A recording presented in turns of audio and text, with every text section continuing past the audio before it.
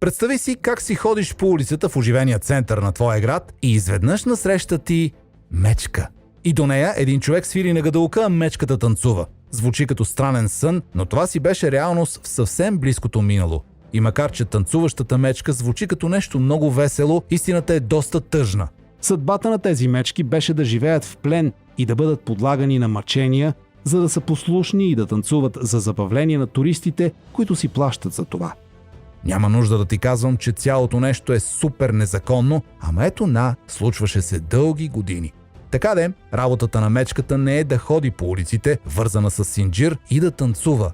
Работата на мечката е да си бъде мечка. В гората, в планината, да си живее своя мечешки живот, както природата й отредила. Специално в България можеш да срещнеш кафява мечка, най-вече сред природата в югозападната и централната част на страната.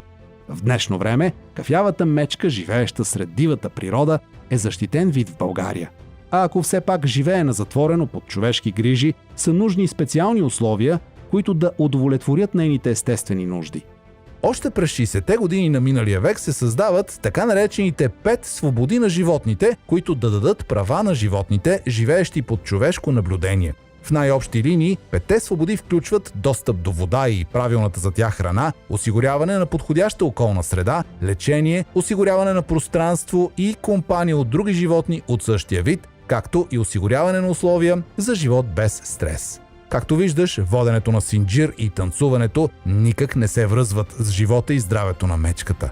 Точно за това бяха положени огромни усилия това да бъде забранено и спряно, а за мечките, освободени от това робство, бе създаден парк за мечки Белица, където животните да водят своя достоен, изцяло мечешки живот. Паркът за мечки представлява защитена среда, в която мечките живеят в условия максимално близки до естествената им среда. Ето, например, много е важно мечката да се храни правилно, спазвайки здравословна мечешка диета, с която би се хранила и в природата, а не с твърде солена или сахаросана храна, като пържени картофи или мармалади.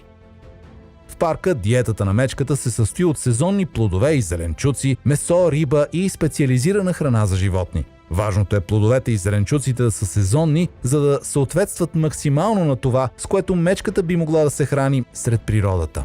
Мечките с удоволствие хапват праскови, пъпеши, моркови, домати, рибка и даже кучешки гранули. Докато се замисля, и аз съм на мечешка диета. Така де, без кучешките гранули. Тях ги ям само като гледам матч. Шекувам се, разбира се. Не ям кучешки гранули често. Така, отплеснах се. Чакай да се върна на мечките в парка. Да освен за диетата, в парка се полагат и грижи за психическото здраве на мечките. И за да не им е скучно, средата на мечките се обогатява с различни играчки, миризми и ситуации, наподобяващи такива, с каквито биха се срещнали в дивата природа. Ветеринари от България, Австрия, Германия и други страни пък полагат непрекъснато грижи за здравето на мечките в парка. И докато в началото паркът беше само за бивши танцуващи мечки, днес той дава подслон и на мечки, отглеждани в плен при неправилни и незаконни условия. Това включва мечки от зоологически градини и частни колекции, където мечките живеят в бетонен басейн или малка клетка, а храната им е супер неподходяща. Тези условия довеждат до много физически заболявания, които не се лекуват, а често не се и забелязват и даже се приемат за нормални. Много рядко се обръща внимание и на поведенческите проблеми и в доста от случаите дори не се знае за тяхното съществуване.